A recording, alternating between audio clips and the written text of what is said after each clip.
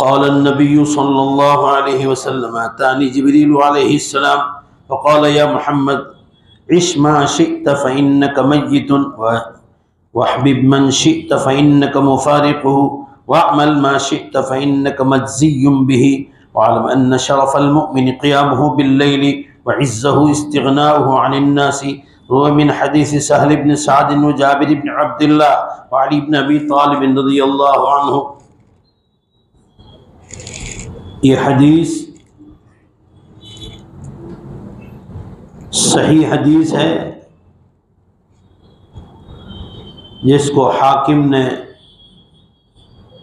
अपने अल-मुस्तदरक में और तबरानी ने अल-औसत में और इमाम बैहक़ी ने शअबुल ईमान में ज़िक्र की है। नबी अकरम सल्लल्लाहु अलैहि वसल्लम इरशाद फरमाते हैं,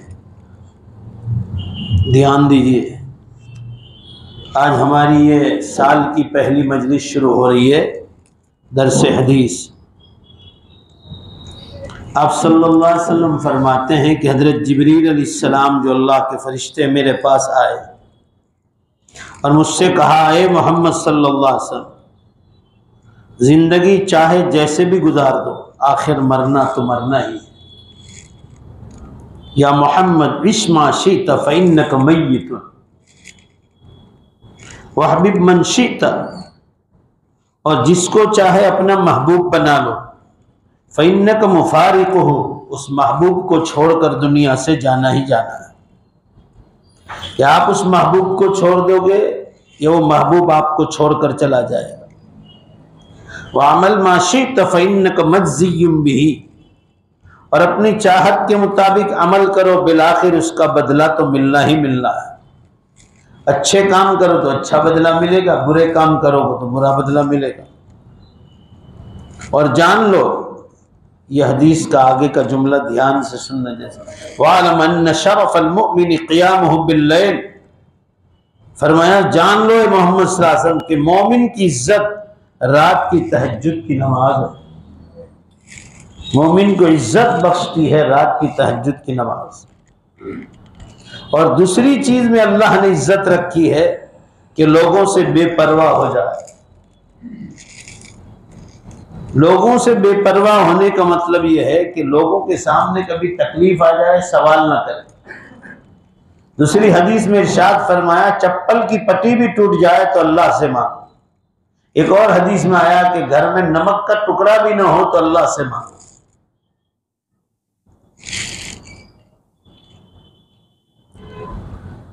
इससे तौहीद खालिस का पता चलता है कि आदमी एक अल्लाह पर ईमान रखे, मखलूक की तरफ निगाह न रखे। अब आप देखिए, इस हदीस में जिब्रील अलैहिस्सलाम हुजूर अकरम सल्लल्लाहु अलैहि वसल्लम को फरमाते हैं कि मोहम्मद सल्लल्लाहु अलैहि वसल्लम, जिंदगी चाहे जैसी भी गुजारोगे, एक दिन मरना है। बादशाह होके गुजारो कि फकीर होके गुजारो या बंदा होके गुजारो, मरना मरना ही मरना। और जिसको चाहे अपना महबूब बनाओ, जुदा तो होना ही होना है। और अपनी चाहत के मुताबिक अमल करो, अच्छे काम करोगे अच्छा बदला होगा, बुरे काम करोगे तो सजाएं मिलेगी दुनिया में आखिरत में। और फरमाया जान लो, मोमिन की इज्जत रात की तहज्जुद की नमाज में है, और उसकी इज्जत लोगों से बेपरवाह हो जाने में नहीं। मांगना है तो सिर्फ अल्लाह से मांगना। इस फरमान नबवी सल्लल्लाहु अलैहि वसल्लम में ये फिक्र दिलाई गई है कि बंदा जिसे जैसे चाहे अपनी चाहतों और उमंगों को पूरा करता रहे, बिलाखिर उसने इस दुनिया फानी को कूच करके जाना है। जिससे चाहे दोस्ती की पेंगे बढ़ाता रहे, एक रोज ऐसा भी आएगा कि सबको दागे मुफारक देना पड़ेगा, यानी जुदाई करना पड़ेगा। इस साल इंग्लैंड में एक जगह है ग्लॉस्टर, मैं गया था वहाँ, और वहाँ से करीब 2-4 किलोमीटर पर एक टाउन है, बहुत खूबसूरत टाउन है, उसका नाम है चेल्टनम। वहाँ एक कब्रिस्तान में एक दुनिया की मालदार तरीन औरत सोई हुई। अभी 8-10 साल पहले पेरिस में एक्सीडेंट में उसका इंतकाल हुआ, मिस डायना, नाम सुना होगा। और दुनिया की हसीन तरीन औरतों में उसका नाम था, इंतहाई खूबसूरत। और उसने इस्लाम कबूल किया था डोडी फ़ोइट के साथ, जो मिस्र का रहने वाला मुसलमान था, और इसीलिए उसको मार डाला था एक्सीडेंट के बाद। क्योंकि ये रानी प्रिंस जो थी अभी मर गई, इंग्लैंड की रानी, उसके ख़ानदान से थी, और इसने डोडी फ़ोइट के साथ शादी की थी और वो मुसलमान था और दुनिया के अरब पतियों में उसका नाम था। तो देखो कैसी जुदाई देकर चली गई, क्या जो इंग्लैंड के कब्रिस्तान में सोई हुई। मुझे दोस्तों ने बताया कि इस कब्रिस्तान में दाइना का मज़ार है। आप सलासम से बढ़कर तो दुनिया में कोई नहीं है। बोलो भाई है कोई? अगर जिब्रील अलैहिस्सलाम हुजूर सलासम को फरमान है, ए मोहम्मद सलासम आपको भी दुनिया छोड़ना है, और आप छोड़कर चले गए, और आखिरत हमेशा रहने की जगह है। और आप सलासम को ये भी फरमाया जिससे चाहे मोहब्बत कर लो, मगर उस महबूब को भी छोड़ना, और महबूब भी तुमको छोड़ दे। और अमल जैसे भी करो, अच्छे करोगे तो अच्छा बदला मिलेगा, बुरे अमाल करोगे तो दुनिया में भी सज़ा और आखिरत में भी सज़ा। देख लिया। और आगे फरमाया कि मोमिन की इज्जत तहज्जुद की नमाज में। तहज्जुद कब मिलेगी? रात को देर से कैरम बोर्ड खेलने से, क्रिकेट खेलने से, वॉलीबॉल खेलने से रात को तहज्जुद नहीं मिलती। तहज्जुद उस वक्त मिलेगी जब आदमी अपनी ज़रूरियात से जल्दी फारिग होकर जल्दी से बिस्तर पर चला जाए। 6 घंटे 6.5 घंटे की नींद मिलते ही आदमी की आँख ऑटोमेटिक खुल जाए, किसी को उठाने की ज़रूरत भी पेश नहीं आई। रातों को देर तक मोबाइलों पर बैठे रहने से तहज्जुद की नमाज नहीं मिलती। तहज्जुद आप सलासम फरमा रहे हैं कि मोमिन की इज्जत है। और दूसरी मोमिन की इज्जत बतलाई कि मखलूक से बेपरवाह होकर अल्लाह की तरफ ध्यान दे। चप्पल की पट्टी टूट जाए तो अल्लाह से मांगे, नमक का टुकड़ा भी चाहिए हदीस में है तो अल्लाह से मांगे। इससे पता चलता है कि आदमी अल्लाह की तरफ हर चीज़ को मांगे। इसमें कोई शक नहीं कि हर मुस्लिम इस हकीकत का दावेदार है कि अच्छे अमाल का बदला अच्छा जन्नत से और बुरे अमाल का बदला बुराई से यानी जहन्नम से मिलेगा। लेकिन अमली तौर पर देखो, सब मुसलमान को मालूम है कि अच्छे कामों का बदला अच्छा मिलेगा जन्नत, बुरे कामों का बदला जहन्नम में मिलेगा। तो शारे हदीस फरमाते हैं, लेकिन अमली तौर पर मुसलमानों की ज़्यादातर मखलूक गफलत में मुब्तला है, बस हाई दुनिया हाई दुनिया हाई दुनिया। दूसरी हदीस आ रही, क़ाल नबी सल्लल्लाहु अलैहि वसल्लम अतानी जिब्रील फ़क़ाल या मोहम्मद इश मा शित फ़इन्नक मय्यितुन वहबिब मन शित फ़इन्नक मुफ़ारिक़ु वअमल मा शित फ़इन्नक मज्ज़ियुम बि वअलम शरफ़ल मुमिन क़ियामुहु बिल्लैल व इज़्ज़हु इस्तिग़नाहु अनिन नास। यही हदीस जो हम पढ़े वही हदीस है। शारीन हदीस फरमाते हैं कि हदीस मुबारका के दूसरे हिस्से में 2 आमाल का शौक़ दिलाया गया है कि मोमिन को चाहिए कि वह रात को तहज्जुद में उठे।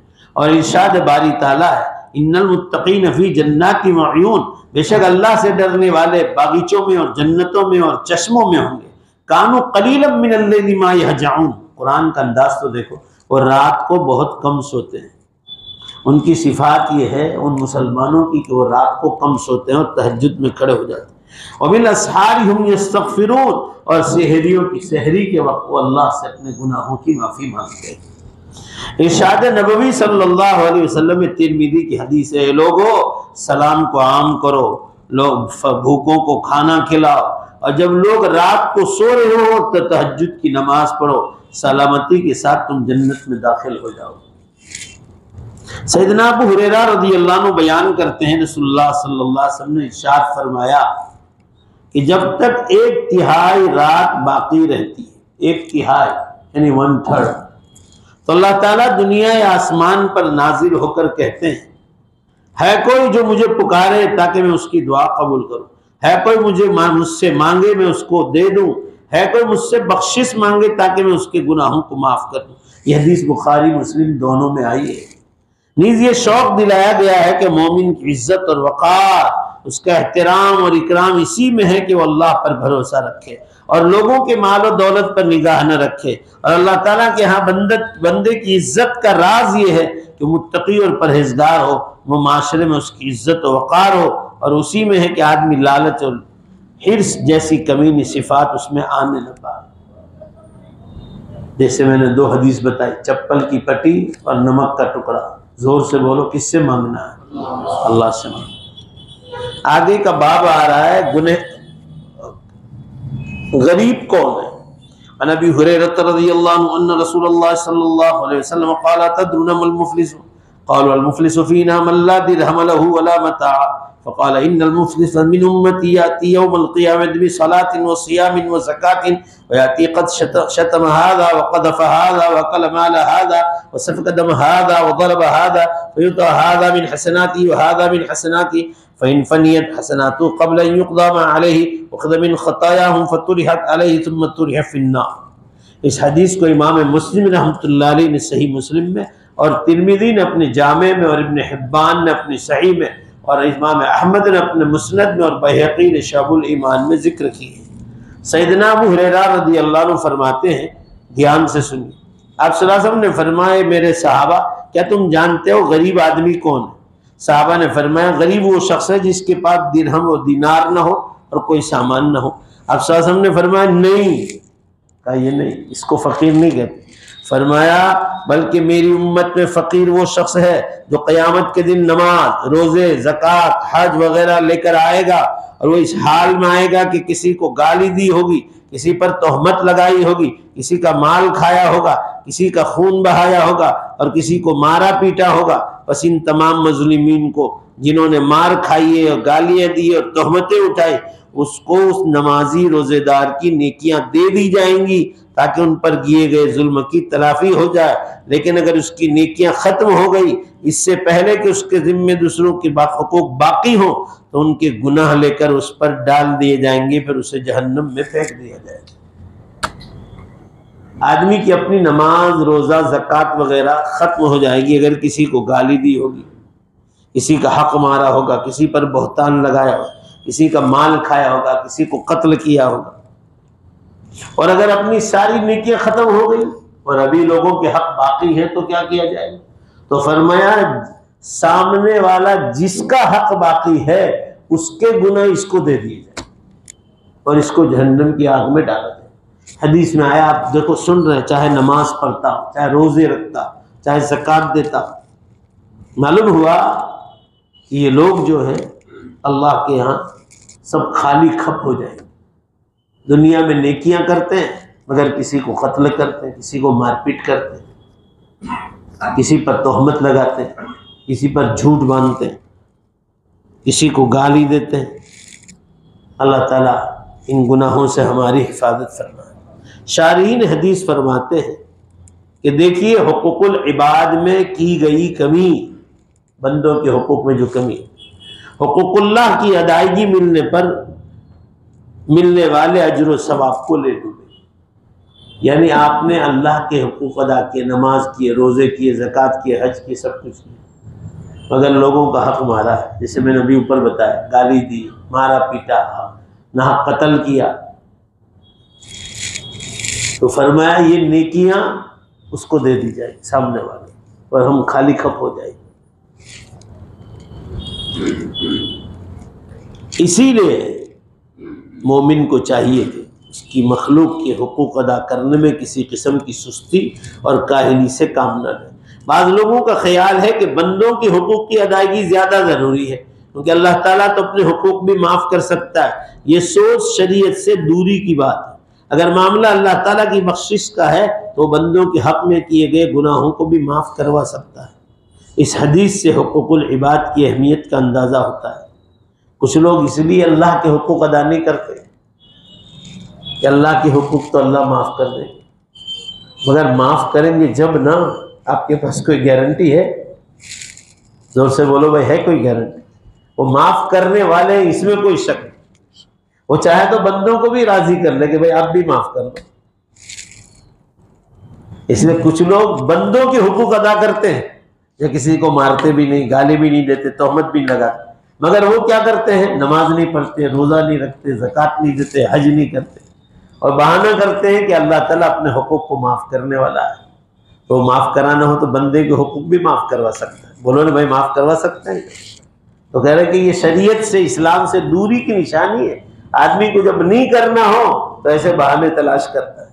लिहाजा इस हदीस का मंशा ये है कि अल्लाह के हुकूक भी पूरे करो और बंदों के हुकूक भी पूरे करो। कभी किस पर पकड़ हो जाए कोई ठिकाना नहीं।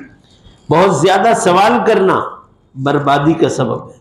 नबी हुरैरह रज़ियल्लाहु अन्हु क़ाल क़ाल रसूलुल्लाह सल्लल्लाहु अलैहि वसल्लम उतरुकूनी मा तरक्तुकुम फ़इज़ा हद्दस्तुकुम फ़ख़ुज़ू अन्नी फ़इन्नमा हलक मन कान क़ब्लकुम बिकसरति सुआलिहिम व इख्तिलाफ़िहिम अला अंबियाइहिम। अबू हुरैरा रज़ियल्लाहु अन्हु फरमाते हैं, सल्लल्लाहु अलैहि वसल्लम ने फरमाया, जब तक मैं तुम्हें छोड़े रखूं, यानी कोई जदीद नया काम न दूं, यानी आप सल्लल्लाहु अलैहि वसल्लम फरमा रहे कोई नया हुक्म न सुनाओ, तुम भी मुझे छोड़े रखो नहीं, नए नए उमूर के बारे में सवाल न करो। साहबा से फरमाया, हाँ जब मैं तुम्हें कोई हुक्म दे दूं तो उसे अपना लो।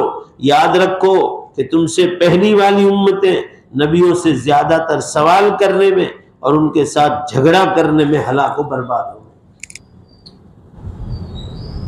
बेकार के सवाल नहीं करने चाहिए। जैसे मिसाल के तौर पर कोई ये सवाल करे बेकार का कि मगरिब की 2 रकात नमाज में क़िरात पढ़ी जाती है और तीसरी में क्यों खामोशी से पढ़ाई जाती है, या ज़ोहर में 4 में खामोशी, फजर में दोनों में ज़ोर से पढ़ी जाती है, ईशा में 2 में पढ़ी जाती है, 2 में नहीं पढ़ी जाती। इसका कारण क्या है? कारण पूछना ही नहीं चाहिए, बस हुक्म अल्लाह का है। जोर से बोलो भाई, हुक्म अल्लाह का। वो उलमा ने उसकी वजह किताबों में लिखी है। फिर भी आदमी को बेकार के सवाल, कसरत सवाल से परहेज कर रहे, ये सोचकर कर लेना चाहिए कि मेरे अल्लाह का हुक्म है, मेरे नबी सल्लल्लाहु अलैहि वसल्लम ने जैसा बतलाया वह हमें कैसा करने का हुक्म।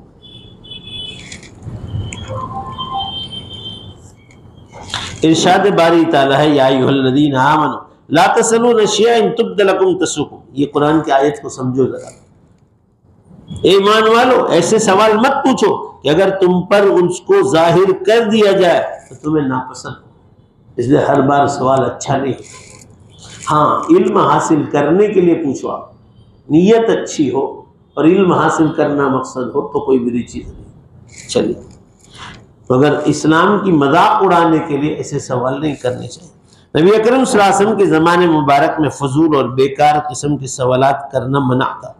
जैसे हज़रत मूसा अलैहिस्सलाम ने जब अपनी कौम को अल्लाह ताला के लिए गाय ज़बह करने का हुक्म दिया तो उन्होंने पहले तो इस हुक्म को संजीदा नहीं लिया। मूसा अलैहिस्सलाम ने पहले ध्यान में नहीं लिया, फिर उसकी सिफात के बारे में पूछते पूछते अपने हक में तंगी करते रहे। इसी तरह जब आप सल्लल्लाहु अलैहि वसल्लम ने आप सल्लल्लाहु अलैहि वसल्लम ने फरमाया अल्लाह ताला ने तुम पर हज फर्ज किया। एक शख्स ने सवाल किया कि क्या हर साल फर्ज है? आप सल्लल्लाहु अलैहि वसल्लम खामोश रहे। उसने सवाल 3 बार दोहराया। फिर आप सल्लल्लाहु अलैहि वसल्लम ने फरमाया अगर मैं जवाब में हाँ कह दूं तो हर साल हज फर्ज हो जाता। इसलिए बार बार सवाल नहीं करना, जिंदगी में एक ही बार फर्ज है। और अगर ऐसा हो गया तो तुम्हारे लिए हर साल हज करना जरूरी हो जाए। ये हदीस सही मुस्लिम में है।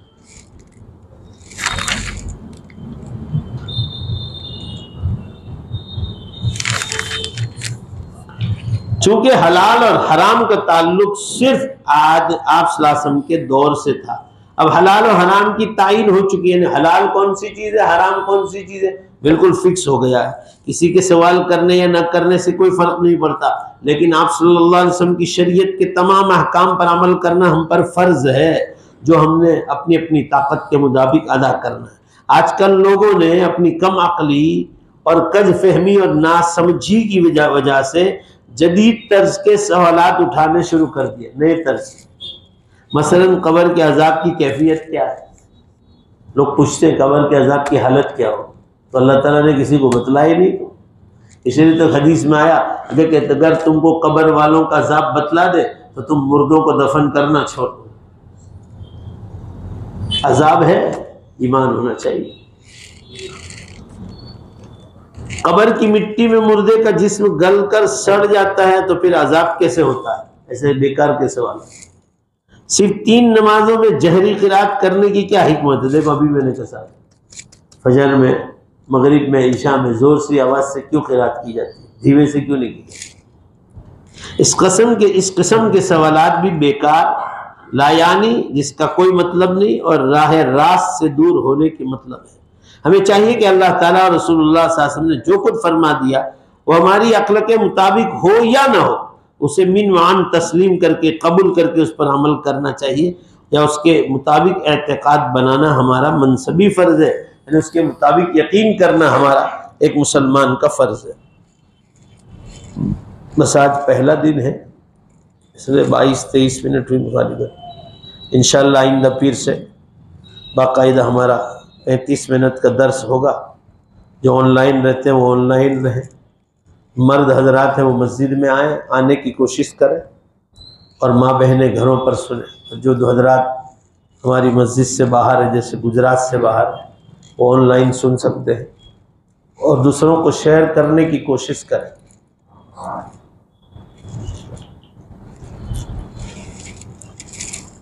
इस पीर को जो बयान हुआ था उसके उम्मत पर बहुत अच्छे असरात पड़े, बहुत ज़्यादा लोग बढ़ रहे। मेरे ऊपर इतने मैसेज आए।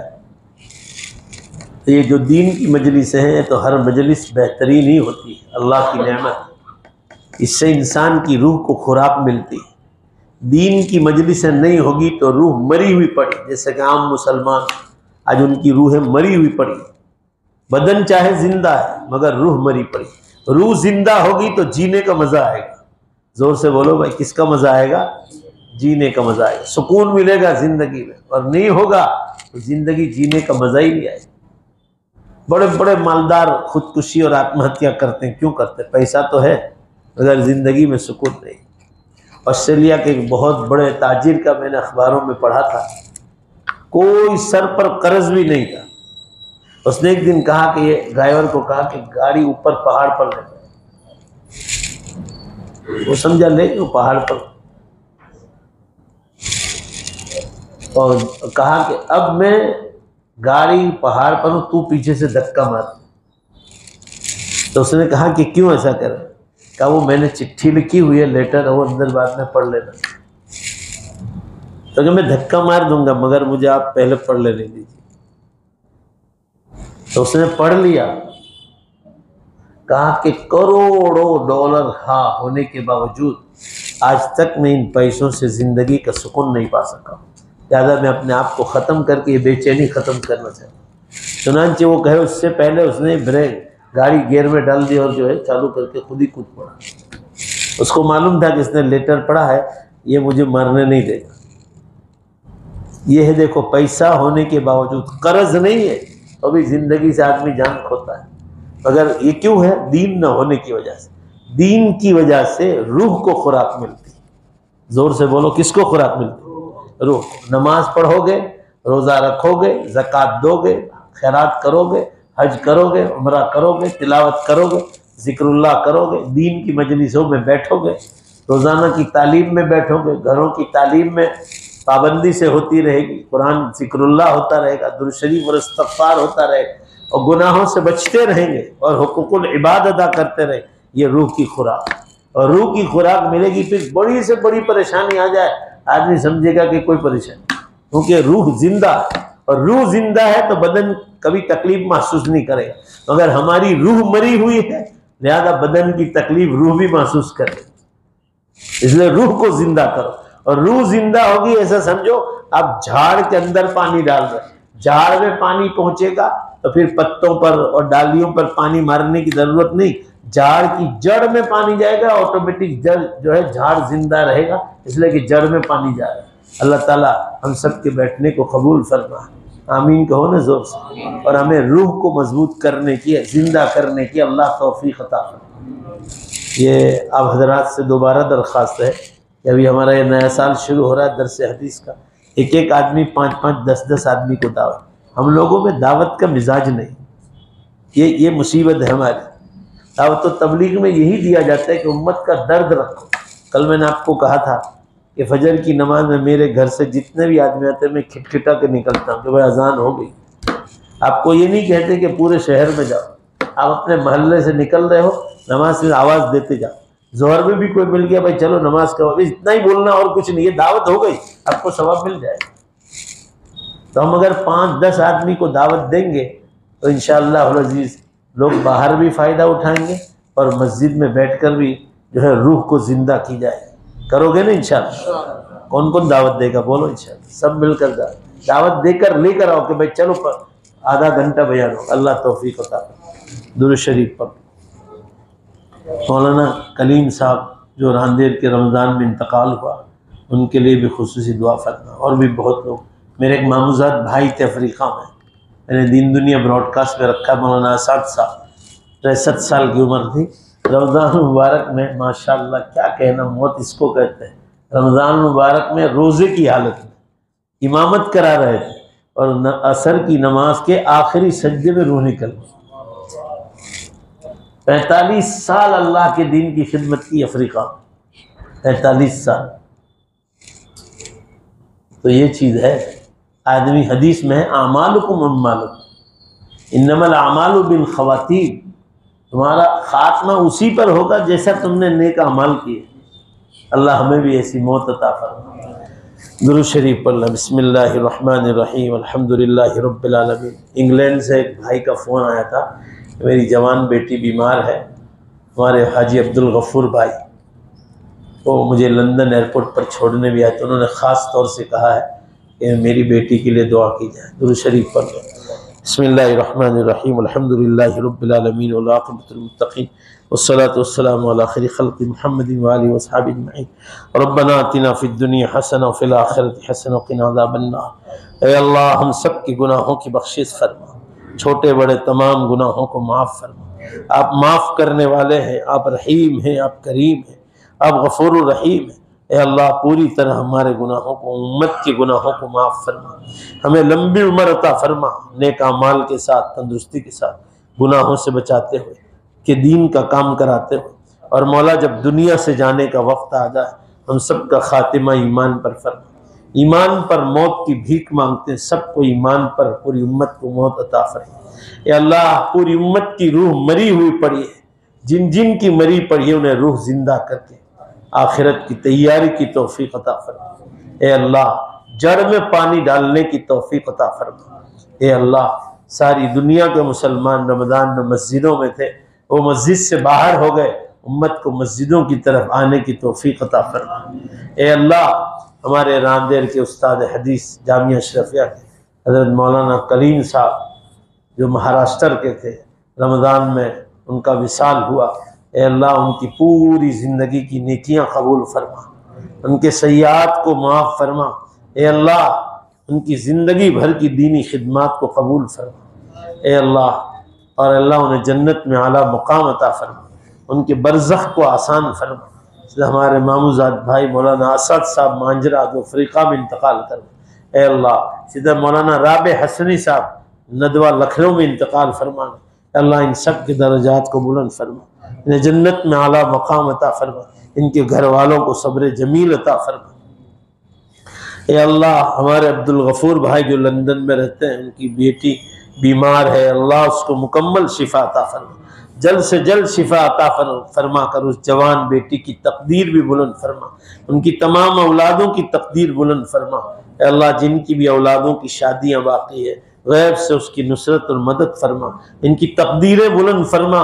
अल्लाह इनके नसीबे बुलंद फरमा, और अल्लाह इनकी औलादों की निकाह जल्द से जल्द हो जाए, गैब से ऐसी मदद नाजिल फरमा। अल्लाह उम्मत दीन से बहुत दूर होती जा रही है। अल्लाह कितनी मुस्लिम लड़कियां कॉलेज यूनिवर्सिटियों से इस्लाम छोड़ रही है। अल्लाह इन माँ बाप को अकल दे दे, इन माँ बाप को अकल दे दे कि कोई मदरसा हो जहाँ कुरान हदीस पढ़ाया जाता हो, वहाँ भी लड़के लड़कियां जवान होकर साथ एक क्लास में बैठकर नहीं पढ़ सकते, जायज़ नहीं, हराम है। तो दुनियावी तालीम में लड़के लड़कियां साथ पढ़ेंगे, ये कैसे जायज़ होगा? ये अकल तो इनके माँ बाप को अता फरमा दे। ए अल्लाह जितनी बच्चियां गई ने दोबारा ईमान की तरफ आने की तौफीक अता फरमा। दुनिया की लालचें देकर इनको ईमान छुड़ाया जा रहा है।